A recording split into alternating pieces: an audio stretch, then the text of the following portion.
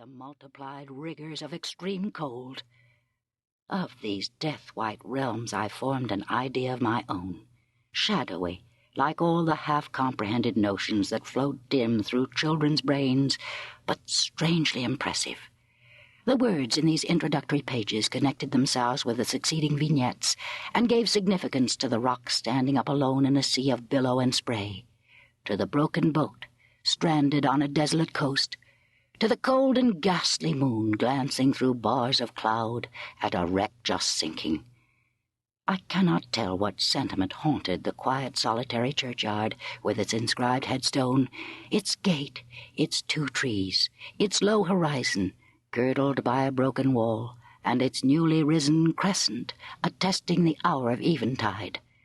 The 2 ships becalmed on a torpid sea, I believed to be marine phantoms. The fiend pinning down the thief's pack behind him I passed over quickly. It was an object of terror.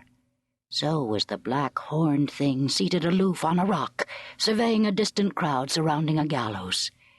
Each picture told a story, mysterious often to my undeveloped understanding and imperfect feelings, yet ever profoundly interesting.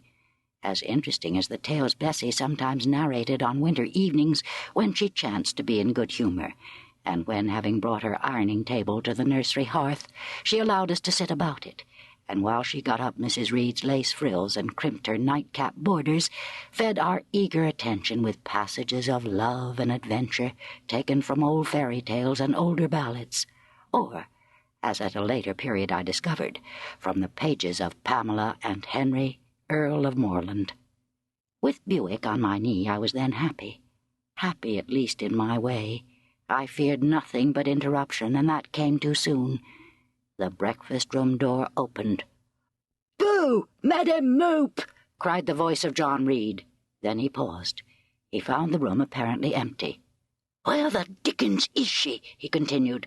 "Lizzie! Georgie!" calling to his sisters. "Jane's not here. Tell Mamma she's run out into the rain. Bad animal."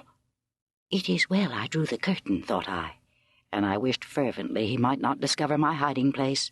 Nor would John Reed have found it out himself. He was not quick either of vision or conception, but Eliza just put her head in the door and said at once, "She's in the window-seat, to be sure, Jack." And I came out immediately, for I trembled at the idea of being dragged forth by the said Jack. "What do you want?" I asked with awkward diffidence. "Say what you want, Master Reed," was the answer. "I want you to come here." And seating himself in an armchair, he intimated by a gesture that I was to approach and stand before him.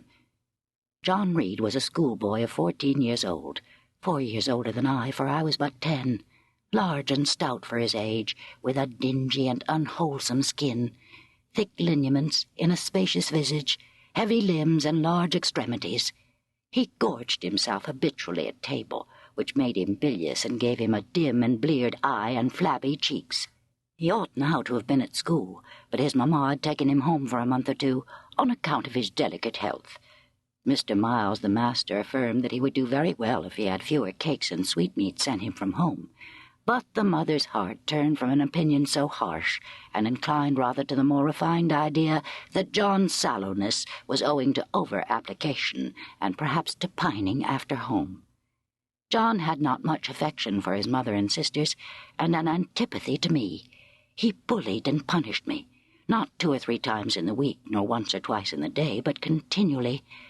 Every nerve I had feared him, and every morsel of flesh on my bones shrank when he came near.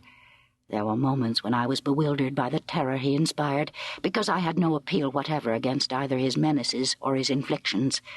The servants did not like to offend their young master by taking my part against him, and Mrs. Reed was blind and deaf on the subject. She never saw him strike or heard him abuse me, though he did both now and then in her very presence, more frequently, however, behind her back. Habitually obedient to John, I came up to his chair. He spent some 3 minutes in thrusting out his tongue at me as far as he could without damaging the roots. I knew he would soon strike, and while dreading the blow, I mused on the disgusting and ugly appearance of him who would presently deal it. I wondered if he read that notion in my face, for all at once, without speaking, he struck suddenly and strongly. I taught To keep listening to this audiobook, I've left you a link in the description so you can do it, at no cost thanks to Audible's 30-day free trial.